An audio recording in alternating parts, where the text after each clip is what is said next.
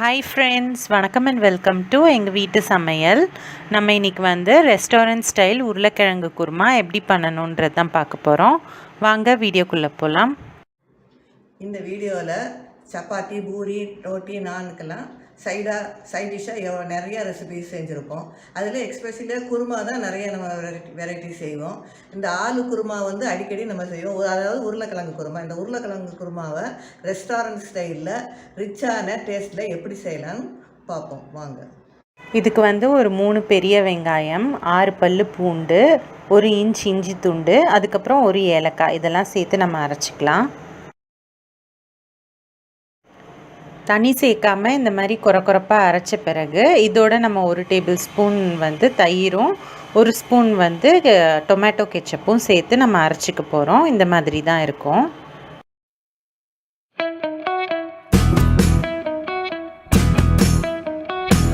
ஒரு குக்கரில் நீங்கள் வந்து ஒரு 3 டேபிள் ஸ்பூன் அளவுக்கு எண்ணெயும் 1 ஸ்பூன் வந்து வெண்ணெயும் சேர்த்துக்கணும்.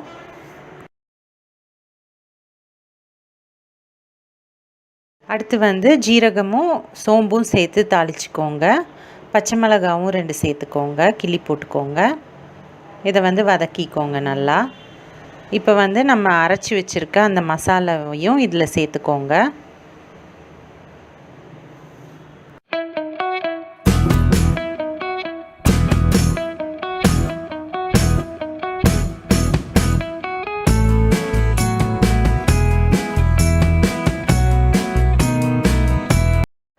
இப்போது இதில் 1 டேபிள் ஸ்பூன் போல் தனி மிளகாத்தூள் வந்து சேர்த்துக்கோங்க. நாங்கள் வந்து காஷ்மீரி சில்லி வந்து சேர்த்துருக்கோம். 2ம் காஷ்மீரி சில்லி பவுடரும் சாதா சில்லி பவுடரும் கலந்து சேர்த்துருக்கோம் அந்த கலர் வரதுக்காக.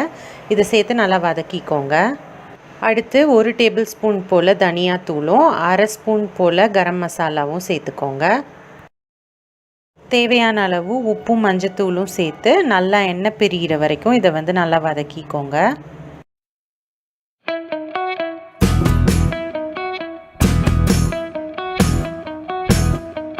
அடுத்து சதுரமாக அறுத்து வச்சுருக்க உருளைக்கிழங்கை வந்து இதில் சேர்த்துக்கோங்க. இதில் சேர்த்து நல்லா வதக்கிக்கோங்க. இப்போ நம்ம வந்து 2 உருளைக்கிழங்கு தோல் சீவி தண்ணியில் போட்டு வச்சுருந்தோம், அதை தான் சேர்த்துருக்கோம். கிழங்கை நல்லா வதக்கிட்டு தேவையான அளவுக்கு தண்ணி விட்டு குக்கரை மூடி 2 விசில் விட்டுக்கோங்க. இது வந்து நல்லா செமி கிரேவியாக தான் இருக்கும்.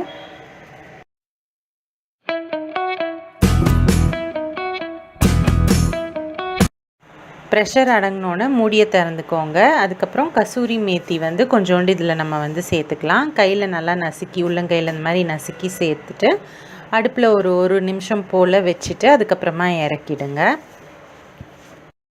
நம்மளோட ரெஸ்டாரண்ட் ஸ்டைல் உருளைக்கிழங்கு குருமா சூப்பராக தயாராகிடுச்சு.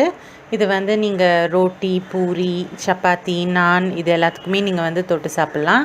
நல்லா வந்து உங்களுக்கு செமி கிரேவியாக தான் இருக்கும் இது. நீங்களும் இந்த ஈஸியான குருமா ரெசிபி ட்ரை பண்ணிங்க அப்படின்னா உங்களோட ஃபீட்பேக்கை எங்களுக்கு ஷேர் பண்ணுங்கள். இந்த வீடியோ உங்களுக்கு பிடிச்சிருந்ததுன்னா லைக் பண்ணுங்கள், ஷேர் பண்ணுங்கள், சப்ஸ்கிரைப் பண்ணுங்கள். மறக்காமல் பெல் பட்டனையும் டேப் பண்ணுங்கள். அப்போ தான் எங்களோட ரெகுலர் அப்டேட்ஸ் உங்களுக்கு வந்து சேரும். தேங்க்யூ.